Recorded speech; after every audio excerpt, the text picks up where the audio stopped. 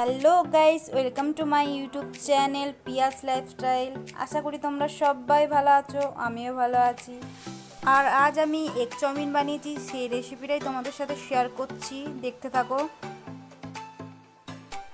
চাউমিনটাকে সিদ্ধ করার জন্য জল নিয়েছি, তার মধ্যে সরষের তেল দিয়ে দিচ্ছি 1 চামচ, আর লবণ দিয়ে দিয়েছি কিছু পরিমাণ। জলটা ফুটিয়ে নেবো, তারপর চাউমিনগুলো দিয়ে দিচ্ছি।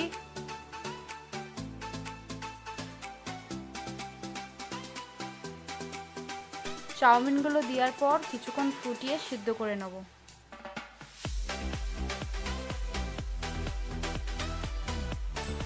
কড়াইয়ে তেল দিয়ে দিচ্ছি, সর্ষের তেল। আজকের রান্নাটা পুরোটাই সর্ষের তেল দিয়েই করছি। ডিমে লবণ দিয়ে দিচ্ছি, 2টো ডিম নিয়েছি আমি এগ চাউমিন বানানোর জন্য। ডিমটা ভেজে নেব।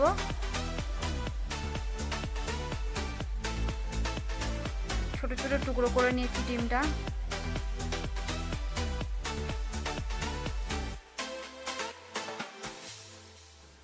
এখানে ভেজ নিয়েছি, অনেক কিছু আইটেমই আছে। তেলে পেঁয়াজটা দিয়ে নাড়বো খানিকক্ষণ। গাজরটাও দিয়ে দেবো। এখানে কাঁচা লঙ্কা নিয়েছি, চিড়ে নিয়েছি, আর বিট দিয়ে দিচ্ছি কিছুটা পরিমাণ। মটরশুঁটি দিয়ে দিলাম।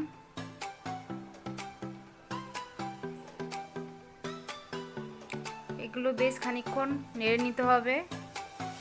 লবণ দিচ্ছি, স্বাদ অনুসারে দিতে হবে। হলুদ দিয়ে দিচ্ছি কিছুটা পরিমাণে।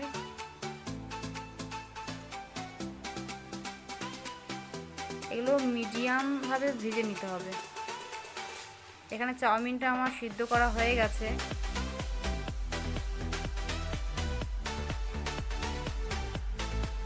টমেটো দিয়ে দিচ্ছি।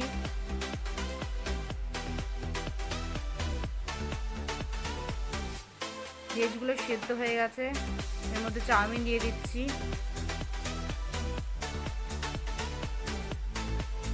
অল্প অল্প করে চাউমিন দিয়ে নাড়তে হবে, তাহলে চাউমিনের সাথে ভেজগুলো ভালো মিক্স হয়ে যাবে।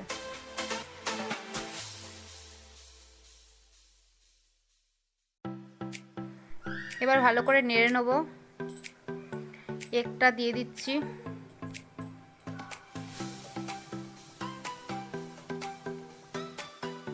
এখানে চাউমিন মশলা নিয়ে নিয়েছি।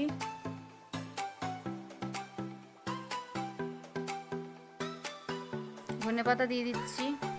ধনেপাতা দেওয়ার পর আমি আরও 5 মিনিট ধরে নেড়েছি, যাতে ধনেপাতার সেন্টটা চাউমিনের মধ্যে চলে আসে। Egg chowmein ready.